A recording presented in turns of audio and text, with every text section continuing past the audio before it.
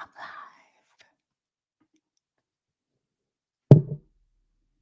Oh, it's time to get real. Oh, yeah.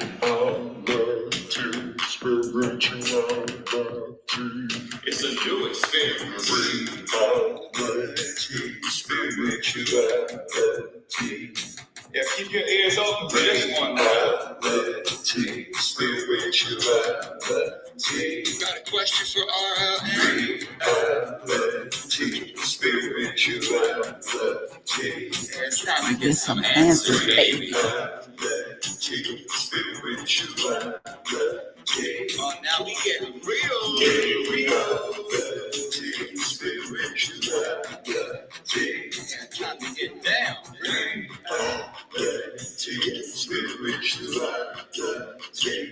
Yeah, you gonna feel good now. Real good.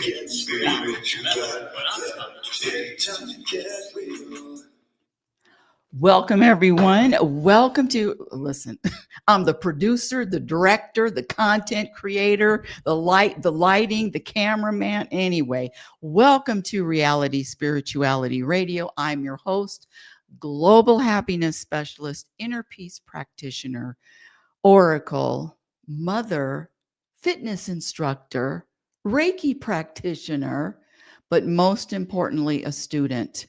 Just like you, always growing, always learning, always expanding, there is always something to do.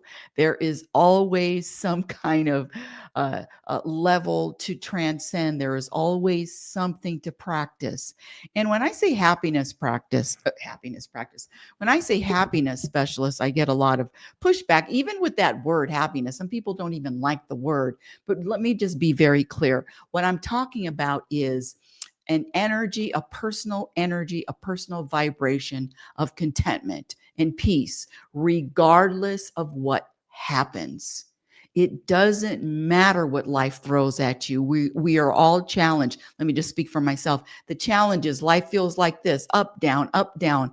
But is it possible to remain and sustain and be rooted in contentment? And the answer is yes. Happiness is a practice skill. Contentment is a practice skill. Inner peace is a practice skill. And all I do is share what to practice. And what I've been sharing. Let's see. I even wrote out my little resume here, resume bio, whatever you want to call it. I've been hosting reality spirituality shows online, audio, and now the latest year doing audio and video, over 650 episodes. That's right, 650 episodes. And I also co-host a show every Saturday morning that's live at 9:15 on YouTube with my son. It's called Mother and Son Making Sense Out of Nonsense, plus more. So 9:15 live on YouTube every Saturday morning. And every Sunday morning, I'm live 9 o'clock Pacific Standard Time.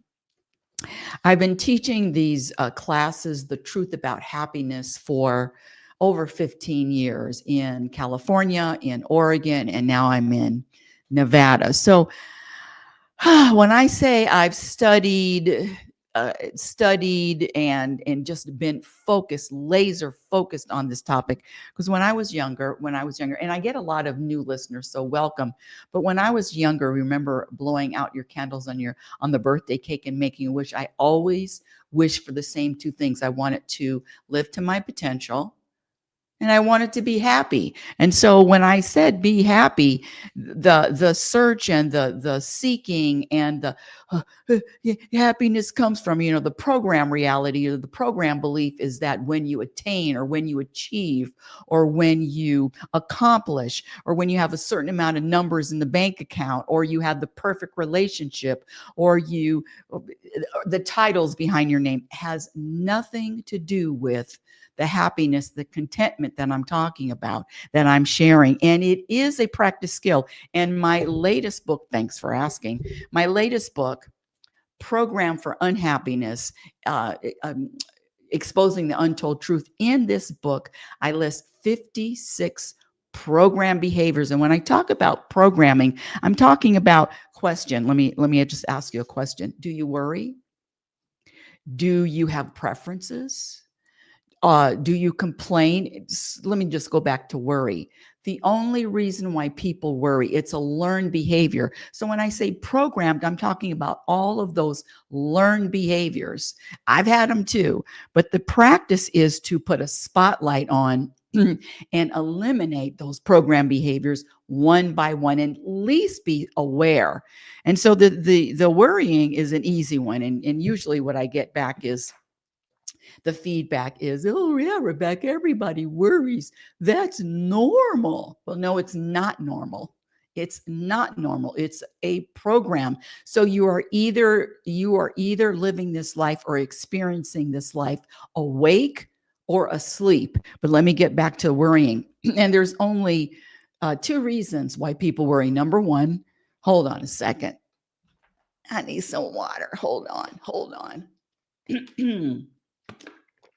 Boy, when I get going, there are two reasons why people worry. Number one, it's a program. They were programmed to worry. They were taught how to worry. You didn't pop out of the womb knowing how to worry. And number two, lack of trust. You cannot trust and worry at the same time. So the practice is, which one are you going to choose? And the problem comes from, there's a lot of program people, and I use that term very lovingly, program people that are addicted. That's right. You heard about the addictions to drugs, to alcohol, to shopping, gambling. No, there's an addiction to worrying, and there's an addiction to a need to be right, an addiction to drama, an addiction to complaining, an addiction to blaming. I mean, did I say 56? Did I say 56? 56. Actually, there's 58 now, but they're not in the book. Okay, but back to the topic today, and again, thank you for, I get a lot of emails, a lot of questions. Thank you for your questions. And I want to read this one question that I received before I get to today's topic. And today's topic is, put your seatbelts on, crash helmets, hazmat suits. I am not, I don't want to say not popular with this topic, but not in the majority, because the majority of people and listen, and oh, by the way, there's a warning. You may be triggered and your buttons may be pushed listening to this show. But my feelings and your buttons are not my responsibility. But anyway, there's just a clue. When buttons are pushed or when you're triggered, it's just a clue to go deeper. What is that? What is the reason why? When did this whatever, this button, whatever this trigger, when did it start? And what is it? Number one, triggers are all programs. That's it. That's an easy one. You know that you're programmed when you can be triggered instantly and react instantly to something that is said or is done. And either you are going to be aware and choose to be a walking, talking robot. I say that lovingly, a walking, talking robot, or you are going to be aware, conscious, and present in every moment, and practice. It is a practice. Don't think I have anything mastered, but it is a practice. Practice. What are you saying? Why are you saying it? What do you believe? Why do you believe it? Question all beliefs that the ego, the mind says are the truth. Anyway, where was I? Was talking, the question that I received. Okay, let me get the question. Hold on. Question. Where did that go? Oh, here it is. Yay, I found it. Okay, the question.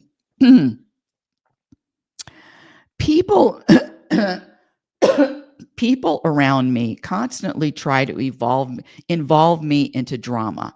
I am unable to get myself completely detached because I have the delusion that I love them. How can I get out of such a situation? How can I get out of such a delusion? Great question. Let me read it again. People around me consistently try to involve me in drama, and I am unable to get myself completely detached, sometimes because I have the delusion that I love them. Now, this question has so many programs to it, and let's just start from the very beginning. People around me, that's one of the biggest programs, is blaming your circumstances, blaming your experiences, blaming other people for how you're feeling. That's a program. And it's so freeing to know that, speaking for myself, to know that I do not have the power to hurt anybody's feelings or disappoint anybody. And the only reason why they say that their feelings are hurt or they are disappointed is because number one, they have the program of having expectations. Number two, they are programmed to believe that other people can make them feel here or here. And when you allow or when you believe that other people can make you feel a certain way, guess what? You are powerless. There is not one person.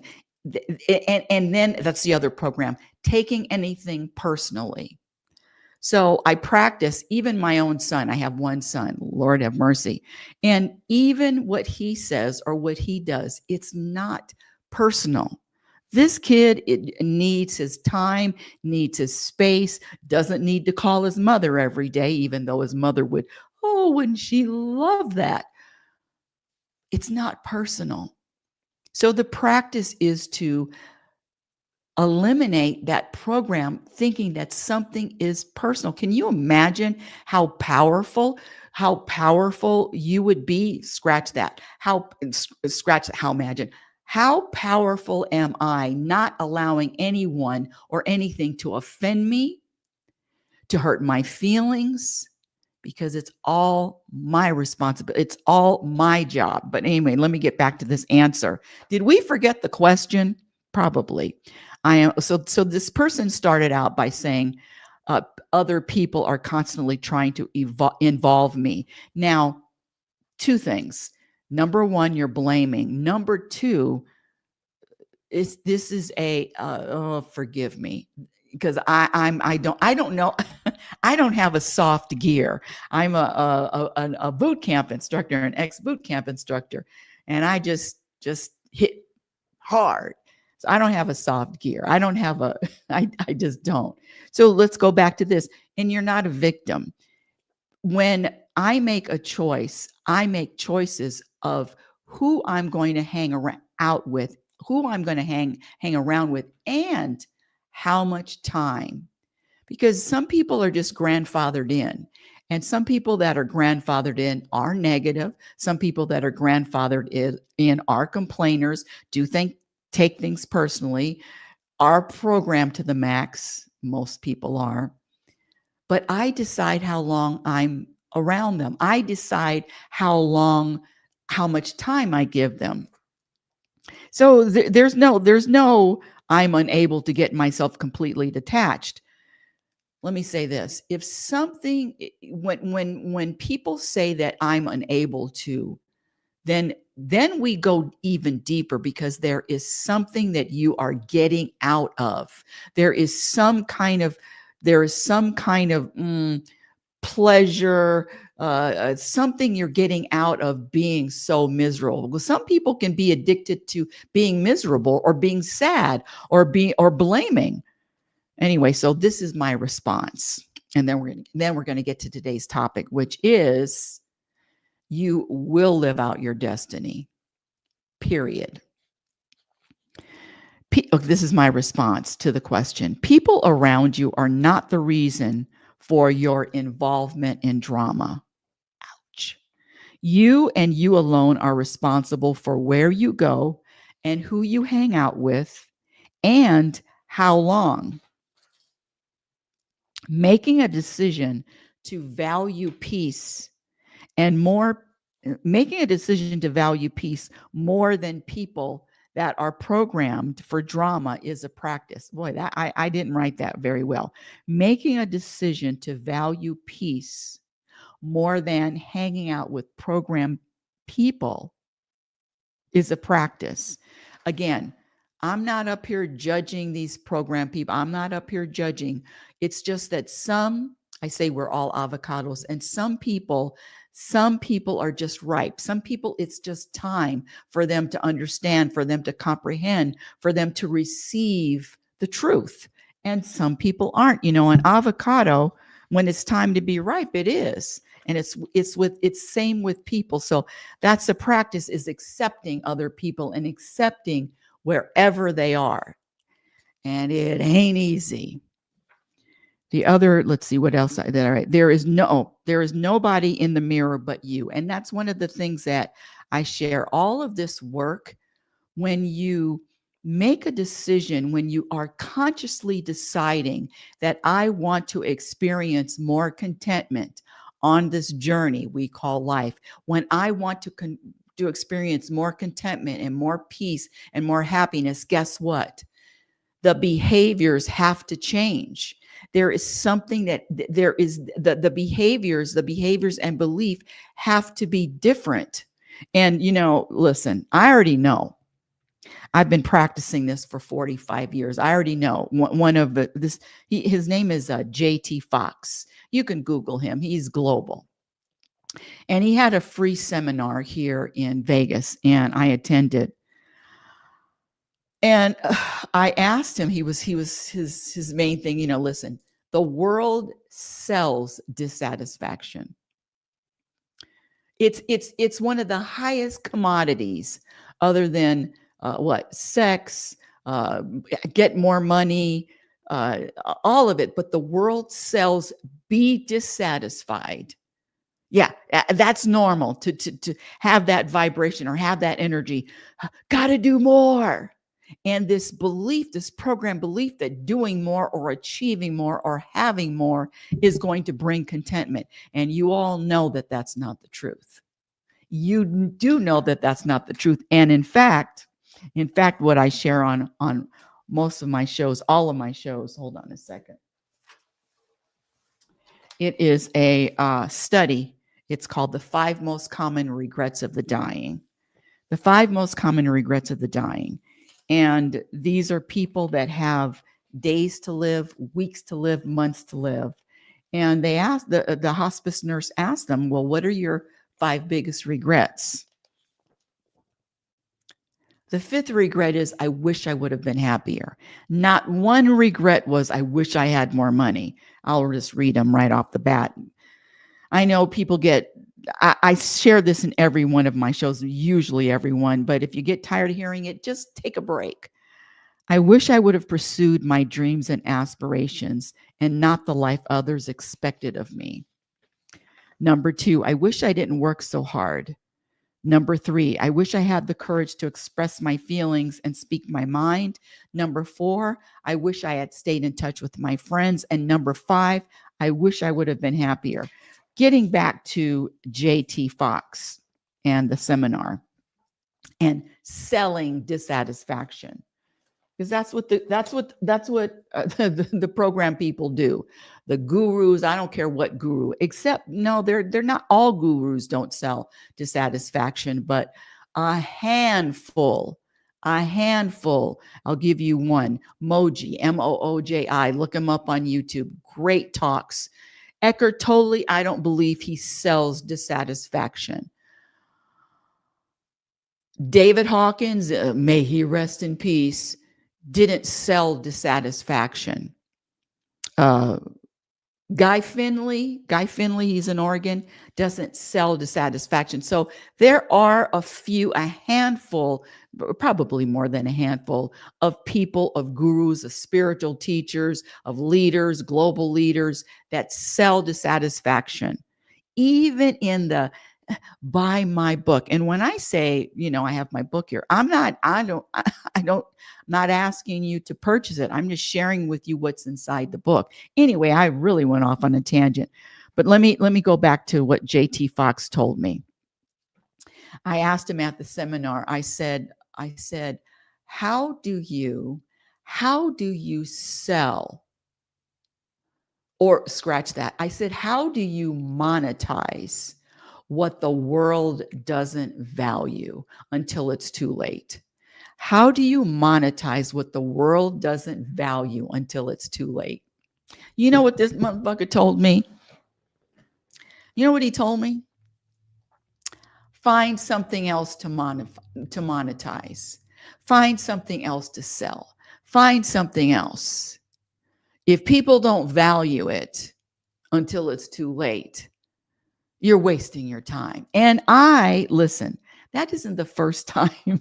That isn't the first time I've been highly, highly insulted. And I wink with that insult, because you can't insult me and you can't compliment me. I'm at that level where, when I say I'm at that level of practice where your words, your compliments, or your insults can't bring me here or there. So let me share with you what and then we're going to get to today's topic.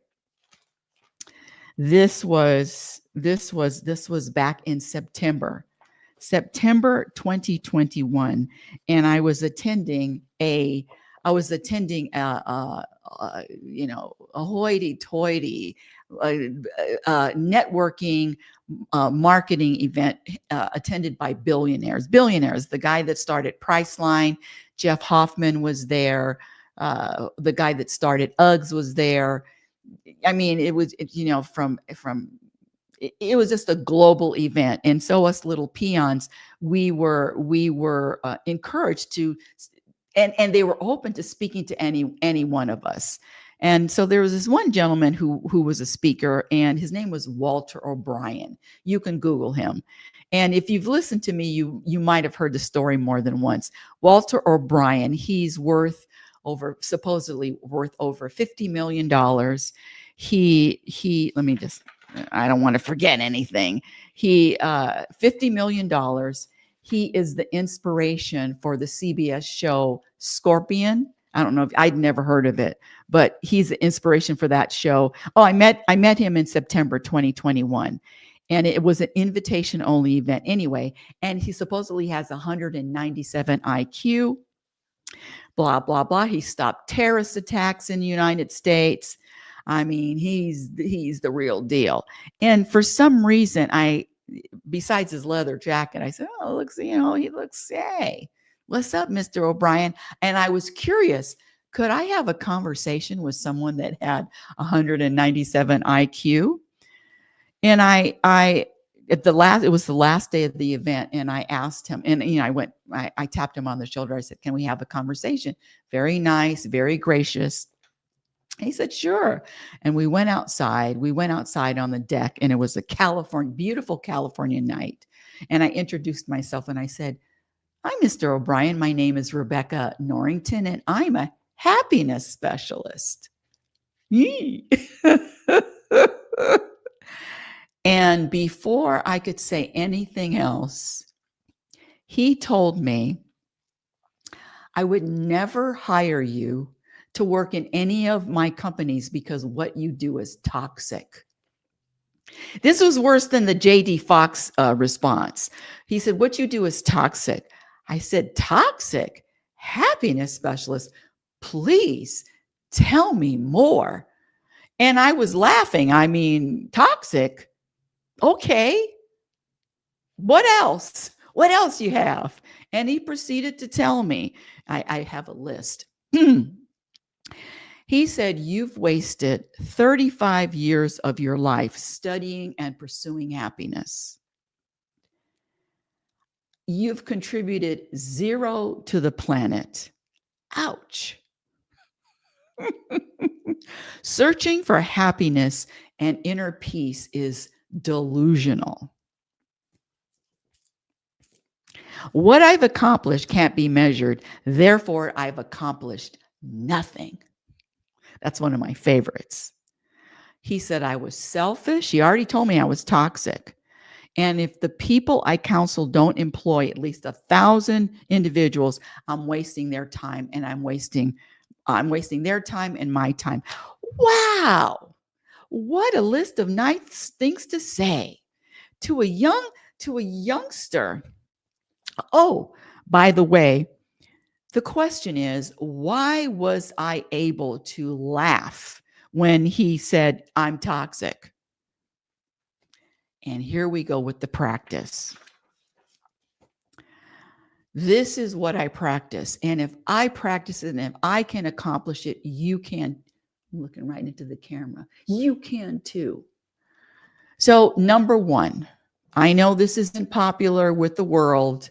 I know the world shares a different belief, but words innately do not have power. Energy has power, but a word, letters strung together do not have power. The majority of the people are programmed to believe that words have power. But again, you can't insult me and you can't compliment me. Your words have zero power. Was I always like this? Hell no. In fact, if you told me I looked tired, boy, my whole day was ruined. But the practice is when you practice letting go of believing that words have power. Energy, yes. Words, no. Can you imagine how powerful and how free and how at peace you're going to be? Who's more powerful, the person that can be offended and have their feelings hurt, or one that's not? Let me raise my hand. That's number one. Words innately do not have power. Again, it's a practice. Number two, it's never personal. I don't care what anybody says to you. I don't care if they're calling your name. It's never personal. Whatever anyone says to you, whatever anyone says to me, it's all because of what's going on inside of them. And number two, they're 98% they're programmed. So know that you're having a conversation with a robot that's programmed, that has all these ideas and beliefs that are just not universally the truth. So it's never personal. It's not personal in nature, and it's not personal no matter what anybody says to me. It's not. Can you imagine what kind of world this would be if people didn't stop taking things personally? Again, it's a practice. Number three, whatever negative name or label somebody calls you, know that they're describing themselves. I don't care what it is. And that's why I practice not labeling anyone. I can describe behavior, but labeling and judging them, oh, look at them. They're arrogant. Oh, look at them. They're racist. Well, look at them. They're negative. All of that comes right back to me. That's why the practice is listen, they're just being, and that's another practice. They are just doing the best that they can with what they know and what they believe. And these people are doing the best that they can, including you, including me. And then the last one, the other thing is, when I wasn't taught this, the ability to have a different perspective, the ability, I haven't even gotten to the topic yet. This is ridiculous. It's already 30 minutes in. Oh my goodness. But the topic is coming right after this. There are 360 degrees in a circle.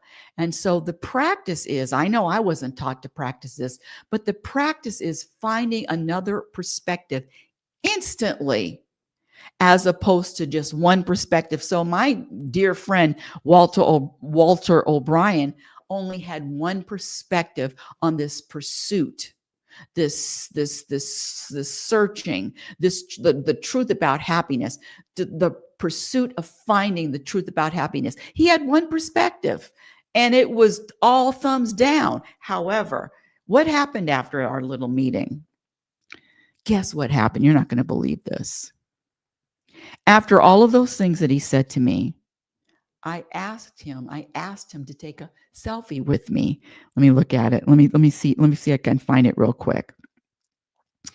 It was September.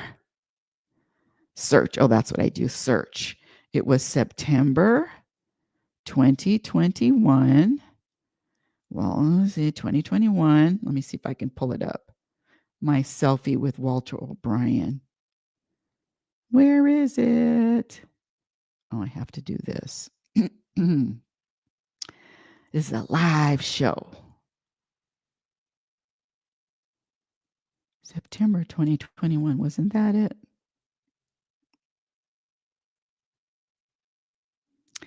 Hold on, audience. Hold on. Where is my selfie with Walter O'Brien? September. I spelled September, right? 2021. Yep, beep, beep, beep, beep, beep, beep, beep, beep, beep, beep, beep, beep, beep. There it is. Thank goodness. After all of those insults, I took a selfie with Mr. O'Brien. You can Google him. Look at that. Look at how happy he looks. By the way, he was known for hardly smiling. Yes, the man that said I was toxic, selfish, delusional. I've contributed zero to the planet. Can I take a selfie with you? Why? That was one of the best nights of my life. Why? Because the practice works. Okay, let's get to today's topic. 30 minutes in. Somebody needs to put me on a schedule. Hold on a second. Where's my notes for today's topic? Don't tell me I don't have my notes. Lord. Okay. Today's topic is, you know what? Hold on. Where are my notes? Oh, I found him. I've got to really, my assistant is just not assisting. Who's my assistant? It's me. Here we go. I digress. Okay, I already told you about JT Fox told me find something else to sell, find something else to monetize. Destiny. I was at the gym this morning. I work out every morning at 6 a.m. there, right when it opens. And it was really interesting because when I was on the elliptical, the fans over the elliptical machine weren't on full blast. And so you see the timing of all of this, the timing of life, the timing of the unfolding is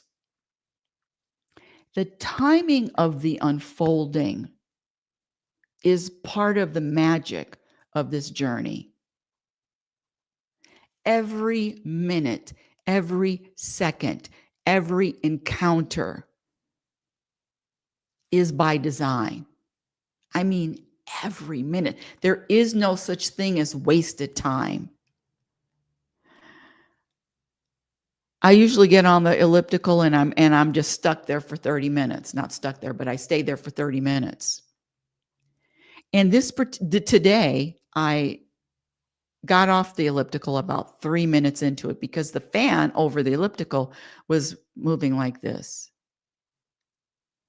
And I need some circulating air. I need it to move like this. I want this. So I go to the desk and ask the desk monitor, can she turn up the fan? Right when I went to the desk, a woman walked in that I hadn't seen for a year and a half, maybe 2 years, almost 2 years, but definitely a year and a half. And I looked at her and I said, hi. And she doesn't usually go to that gym. She doesn't usually go, this is the first time I've seen her. So I said, hi.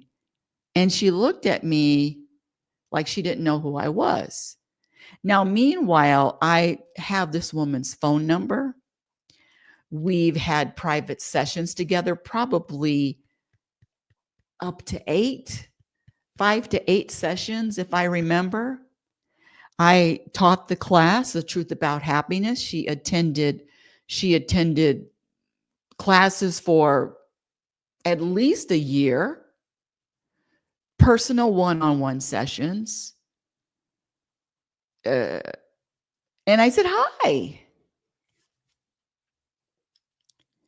And she looked at me. She says, I don't know you. I don't recognize you. I don't know you.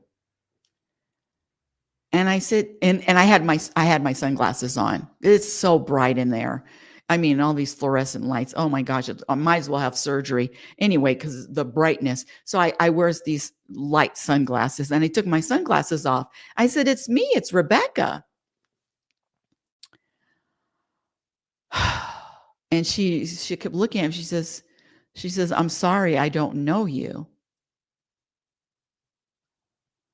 And I said, "From the happiness class?" And she kept shaking her head. And then she said, "I have had an accident and I have brain damage." Did she say brain damage or brain? I think she said brain damage, and I suffered brain damage. She says, "I don't remember you." And I said, okay, no problem. Uh, that's okay. And then she started crying, which, touched my heart. And I'm up here almost crying too. But I let it go. I was, well, don't you remember? No, I just let it go. And she says, yeah, I can't remember a lot of things. My point is this. I don't care what you're believing or what you're thinking, you will live out your destiny. We all live out our destiny. And this belief that I'm making shit happen and that the individual is in charge or the individual is responsible for. I know. I get a lot of pushback. I get a lot of hate. I get a lot of triggered. I get a lot of buttons. I know. But the destiny is part of the magical journey, and to the ego, the mind, because when I was born, and I don't say when I like to keep it on me. When I was born, I believe the child, the baby believes that everything is attached, that everything is connected, that everything is all, we are all. And you know, the highest, the spiritual teaching is that we're all connected, and God is living through each and every one of us, or God is, or consciousness, or awareness, or presence, whatever term you want to use, is living through this body. This body is just a body. It's just a mechanism for the spirit, for consciousness to operate on this, in this dimension.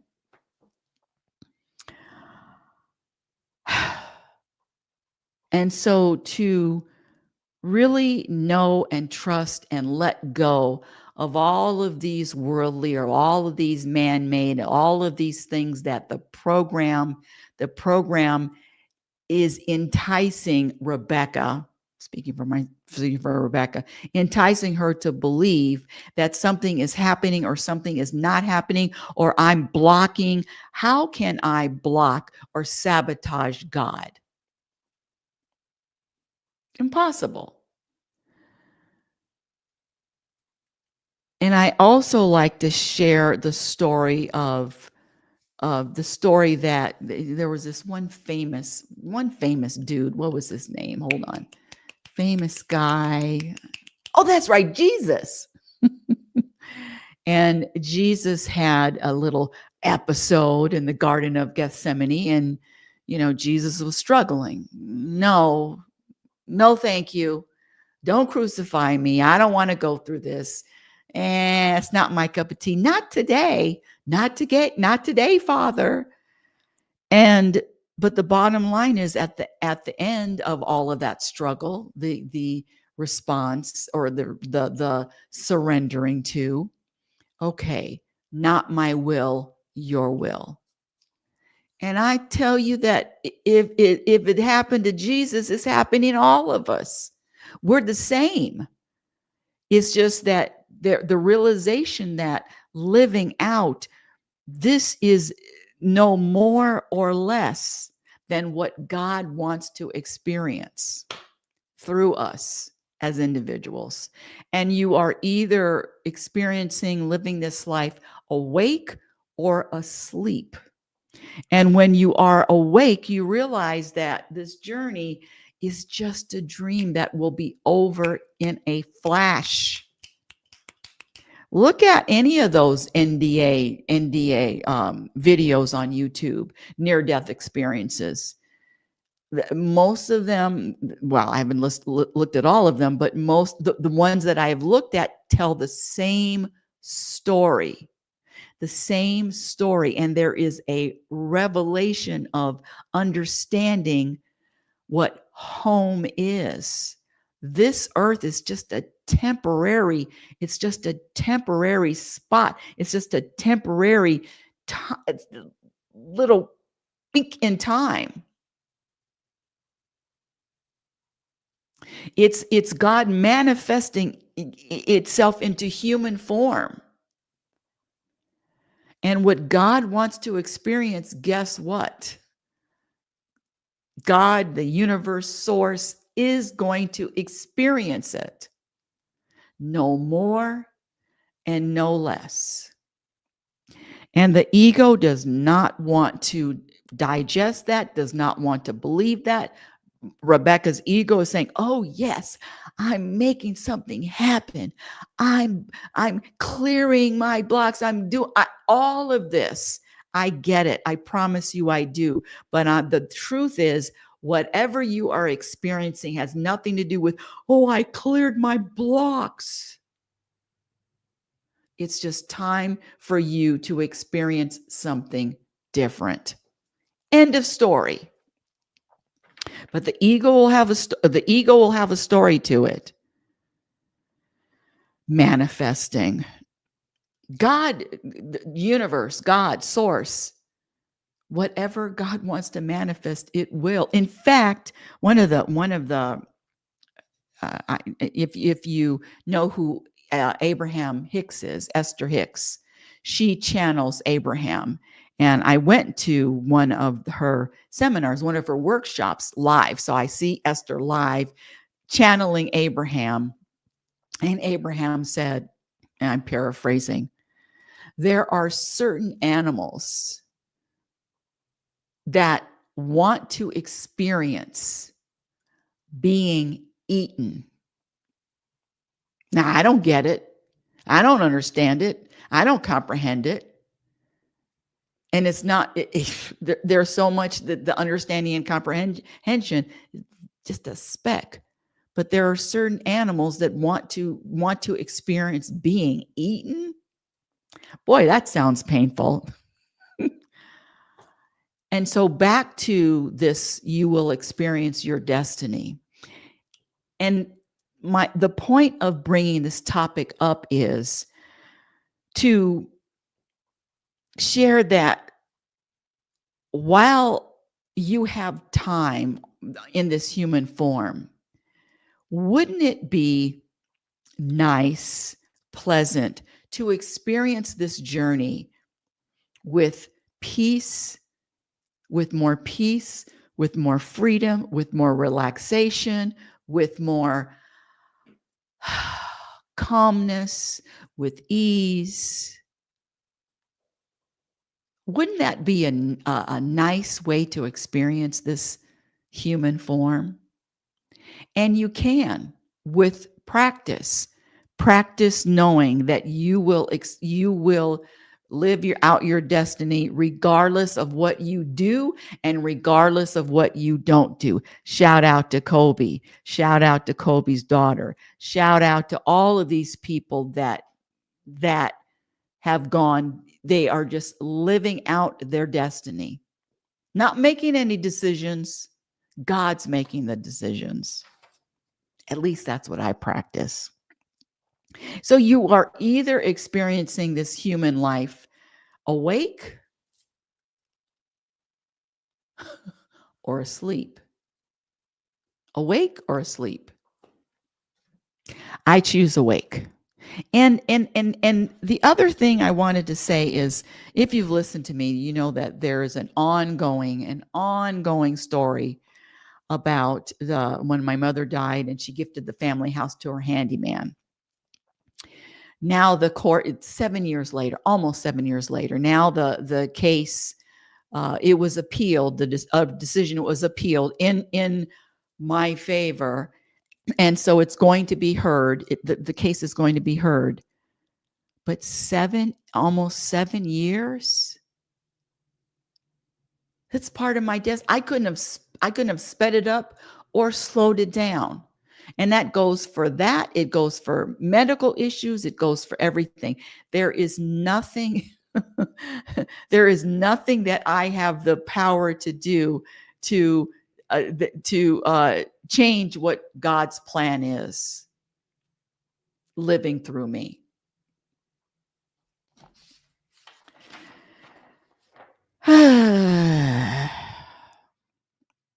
So you can relax. You can relax. You practice relaxing. I get some certain videos in my feed, and this in my Instagram feed, and this came up. And this one it's called Questions. And I transcribed it. It's fascinating. Here we go. There are no real questions in existence. All questions are false, because life is not a problem to be solved. Life is a mystery to be lived. Only the fools go on questioning. I ain't no fool. Only the fools go on questioning and go on thinking that some answers will help them. No answer is going to help you. Every answer will create more questions. You can see the whole story of philosophy. Every answer has brought thousands of unnecessary more questions. It has not been an answer. It has been a problem. Not a single answer has come out of 5,000 years of philosophical questions. Buddha has been reported to have said, a meditator loses all of its questions. A moment comes when there are no questions left, and that is the moment when you attain wisdom. Wisdom is not an answer. Wisdom is an unfolding of your consciousness. It is not that you come to know something, but you start experiencing life in its totality.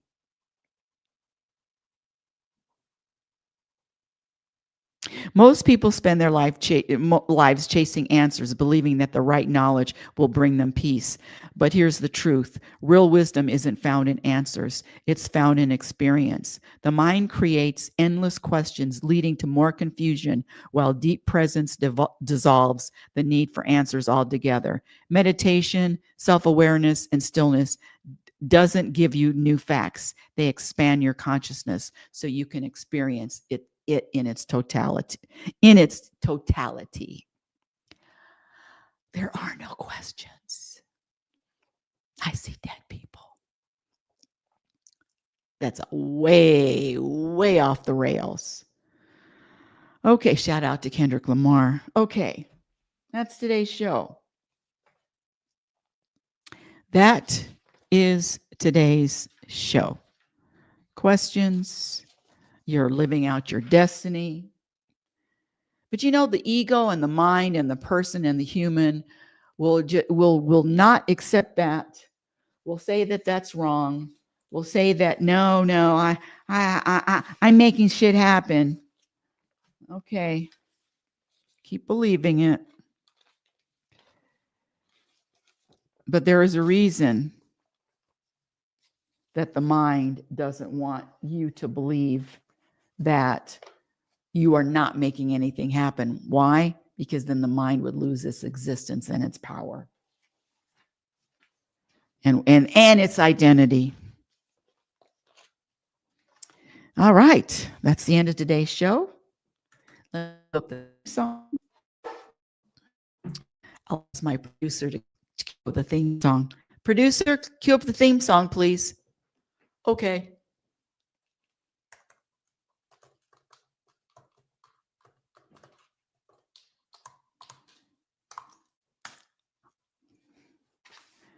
Theme song queued up.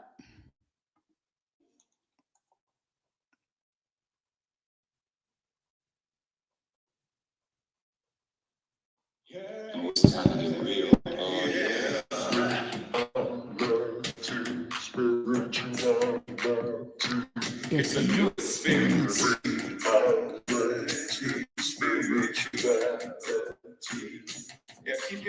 open for this one. Got a question for RL. Life is good. Life is good. Some answers, baby. Oh, now we getting real.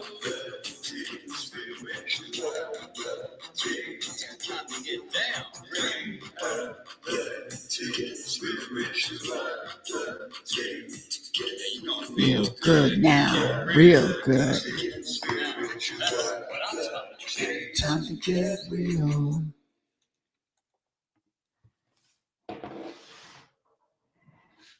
And I didn't even give my get out. You know, I played the theme song without even giving my goodbye. But guess what? Now I got to give my goodbye. Wow, what a show. That's the end of today's show. Follow me on Instagram, which is Reality Spirituality. Reality Spirituality Radio is heard every Sunday at 9 a.m. Pacific Standard Time. My website is RebeccaNorrington.com. Follow me on Twitter at RL Norrington. I'm on LinkedIn. My Instagram handle, I said it already, Reality Spirituality. I'll say it again. The YouTube channel is Rebecca Norrington. And boy, oh boy, I'm getting a lot of good videos posted. First book, Reality Spirituality, The Truth About Happiness, can be published on Amazon. And the second book, the latest book, is called Program for Unhappiness. You know, I was writing this book. It took me almost over 5 years to write this book. So I would, during the show, at the end of the show, I would always say, and Program for Unhappiness will be coming out soon. Program from Unhappiness for Unhappiness will be coming out soon. And now it's out 5+ years later. It's on Amazon. Thank you. There it is, Program for Unhappiness. And in the book, I list 56 program behaviors. That's right. And I also list 26 behaviors that add to your happiness with practice. And until next week, my dear audience, I want you to remember who the hell you are. You are a physical extension of the universe. Your conscious energy, which is always evolving, always changing, always growing. Love is patient and love is kind. Be patient and be kind to yourself by accepting yourself in every moment. Be your own best friend. And remember, you cannot have a happy ending to an unhappy journey. That's a quote from Abraham. You've been listening to Reality Spirituality Radio with yours truly, happiness specialist Rebecca L. Norrington. The L is not for loser. Happiness is a practice skill. And I promise you, the more you practice, the more peace you're going to find, and your experience in any moment reflects on what you practice. That's the end of the show. Should I play this again? Why not? It's my show.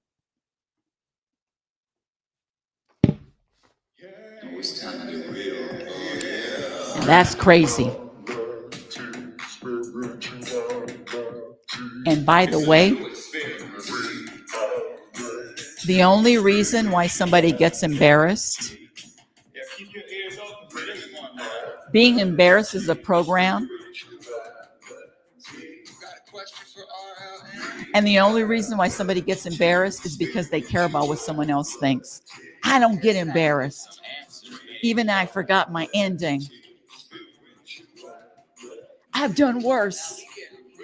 Now we do spirituality. Reality, spirituality. Good now, real good.